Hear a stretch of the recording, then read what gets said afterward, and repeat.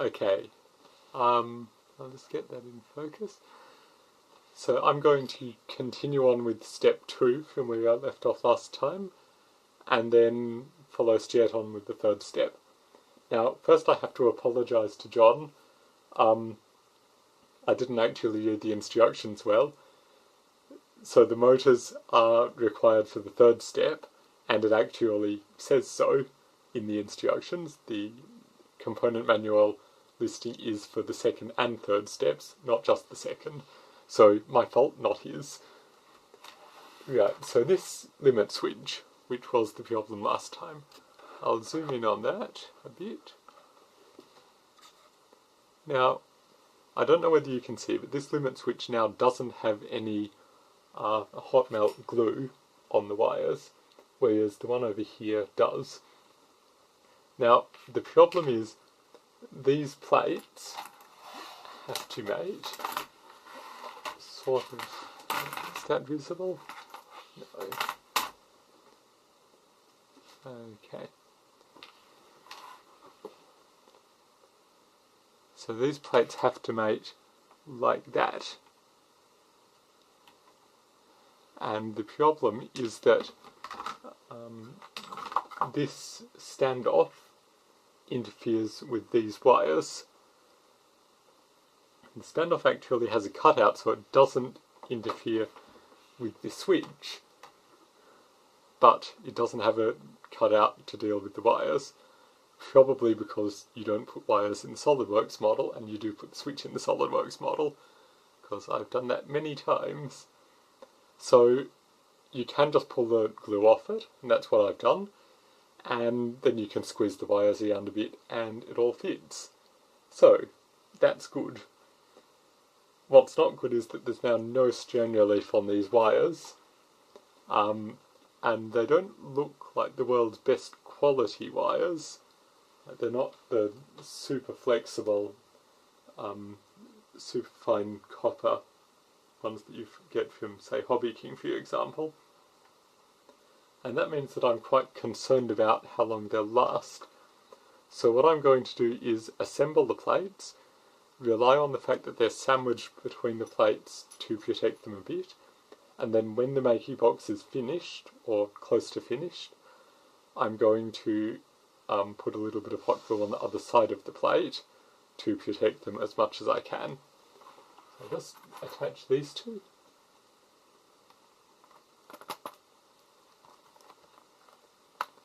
There we go. And you can see that those two go together nicely now that there's no glue in the way. Now they're held together with a single bolt that goes in here, so I'll just pop that in.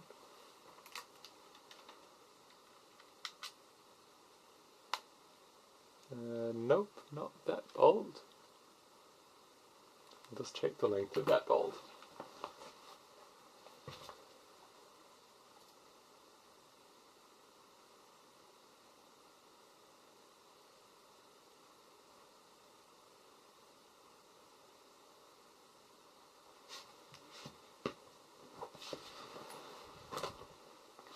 Okay, so it is in fact an M4x8.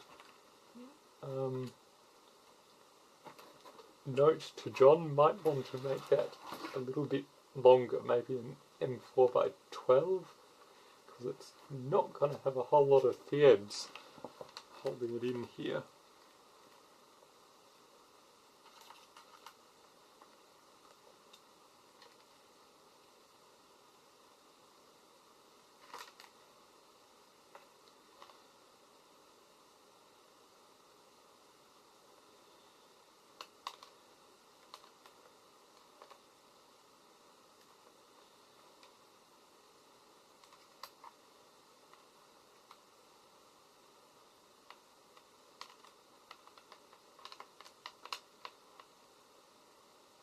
Again, this is an M4 straight into plastic.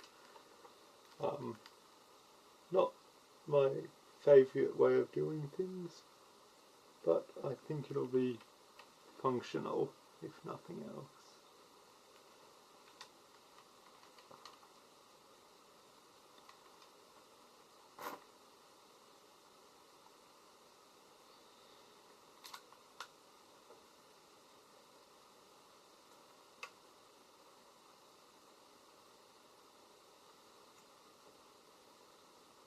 Okay, that appears to be in.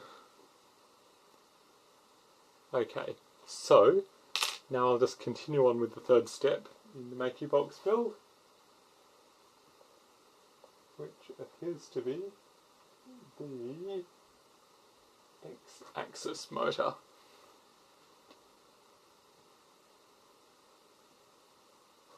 Now again, it's not entirely clear which side the wire is meant to come out of on this. From what I can tell, I'd say it's the bottom, but we'll see. The nice thing about these is they're just screwed in, so you can always pull it out and change it if you find out that it's not quite where it should be.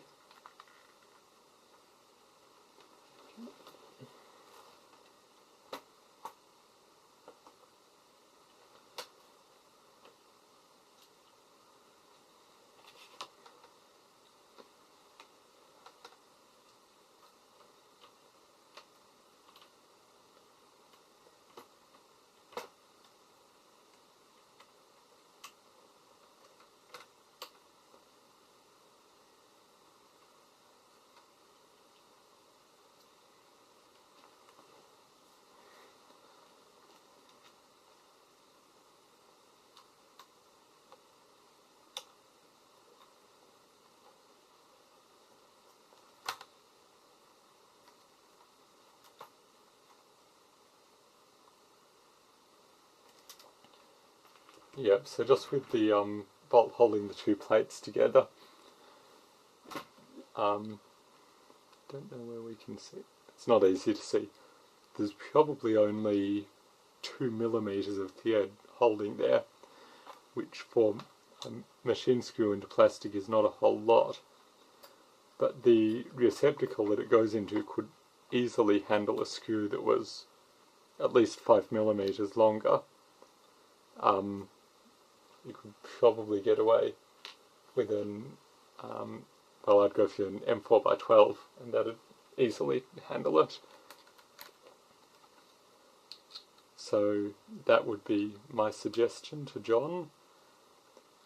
Of course, you can just go and buy an M4x12 separately if you'd like to, which may well be what I end up doing if it turns out that that one actually has to take any force in the final build.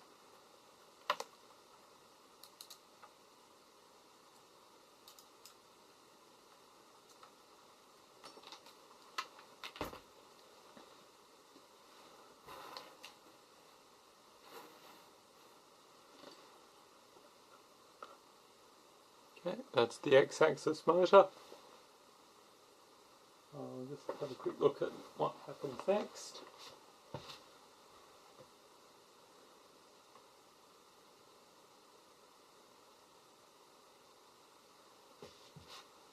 Okay, so next is the Y-axis motor. And on this one, at least, it is clear precisely where it needs to go.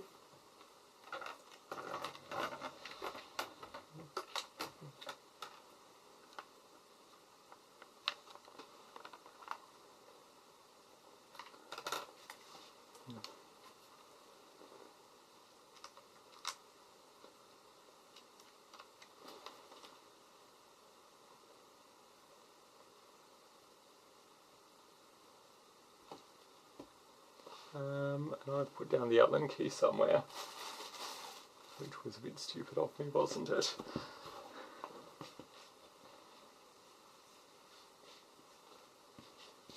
Got it. Okay.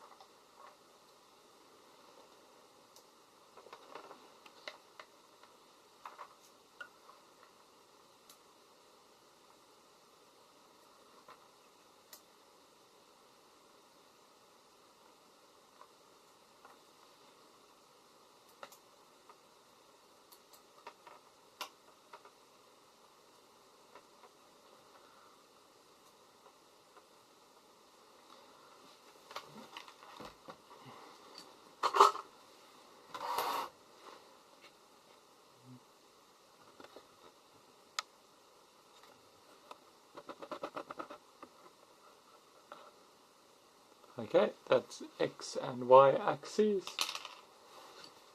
And now Z axis.